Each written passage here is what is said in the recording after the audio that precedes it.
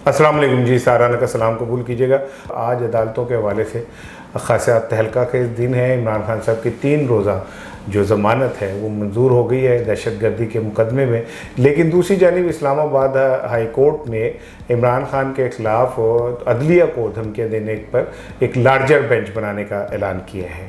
आज के व्लॉग में मैं आपसे बात करूंगा कि इमरान खान के ख़िलाफ़ एक्चुअली असल में होने क्या जा रहा है और इमरान खान के ख़िलाफ़ ऊपर की सतह पर फैसला क्या हुआ है।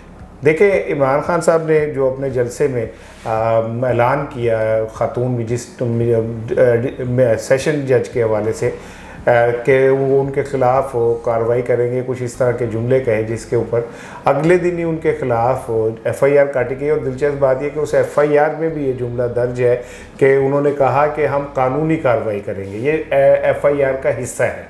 आज कहा यह जा रहा है कि आउट ऑफ द वे उनकी 3 रोज़ की ज़मानत जो है वो मंजूर कर ली गई और उस पर लार्जर बेंच बना दिया गया है। अब लार्जर बेंच ये तय करेगा कि क्या वाकई इमरान खान साहब पे दहशतगर्दी की दफ़ात लगती हैं या नहीं। लेकिन यहाँ पे एक दिलचस्प टर्निंग पॉइंट ये है कि आज के दिन ही मुस्लिम लीग नून के जो MNA जावेद लतीफ़ उन्होंने खुल के अदालतों पे और इदारों पे तनकीद की और उन्होंने तो यहाँ तक कहा कि इदारे इमरान खान को बचा रहे हैं। अब देखना ये है कि क्या जावेद लतीफ़ को भी कोई तलब करेगा या नहीं।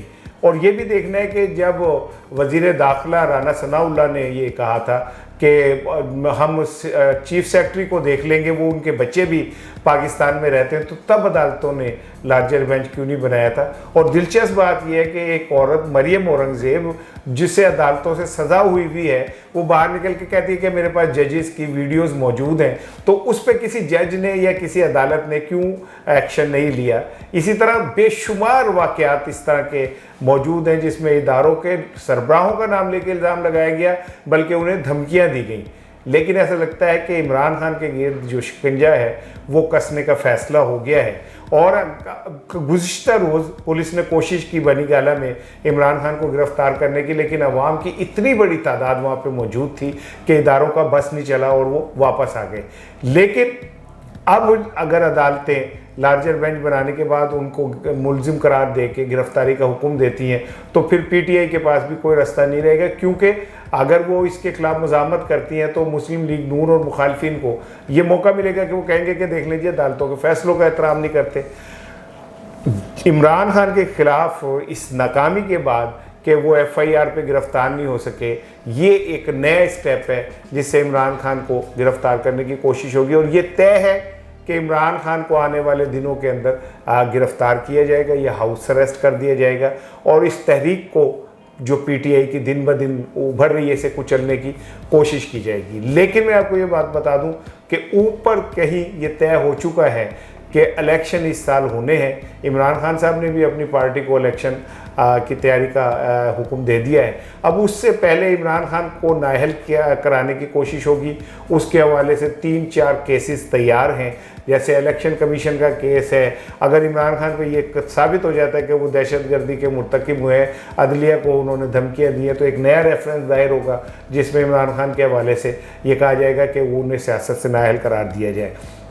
मैंने पहले भी अपने व्लॉग में आपसे ये बात की थी कि चूँकि नवाज शरीफ को नाअहल करार दिया हुआ है और इदारों के कुछ लोग ये चाहते हैं कि इलेक्शन से पहले नवाज शरीफ की वापसी हो, बड़े धूम धड़ाक से वापसी हो और आने के बाद वो इमरान खान जो ये एक करिश्मा बन गया इसे तोड़ें। लेकिन वो सियासत में चूँकि हिस्सा नहीं ले सकते, लिहाजा इमरान खान को भी नाअहल करार दिया जाए ताकि दोनों जब नाअहल हो जाएँ तो उसके बाद जो लोग हैं जो स्क्रिप्ट लिखते हैं पाकिस्तान की तकदीर का, उनको खुल के खेलने का मौका मिले। लेकिन कराची का जो रिज़ल्ट है, जहाँ 13 जमातों ने मिलकर जितने वोट लिए हैं उससे 10 गुना वोट अकेले इमरान खान ने लिए।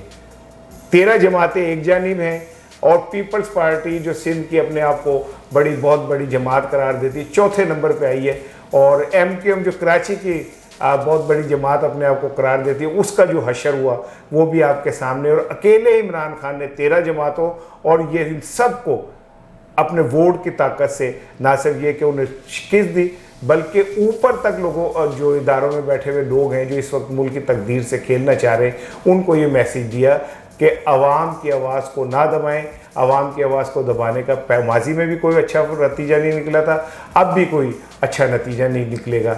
मैं इस पर मज़ीद बात करूँगा। अपना ख्याल रखिएगा। अस्सलाम वालेकुम।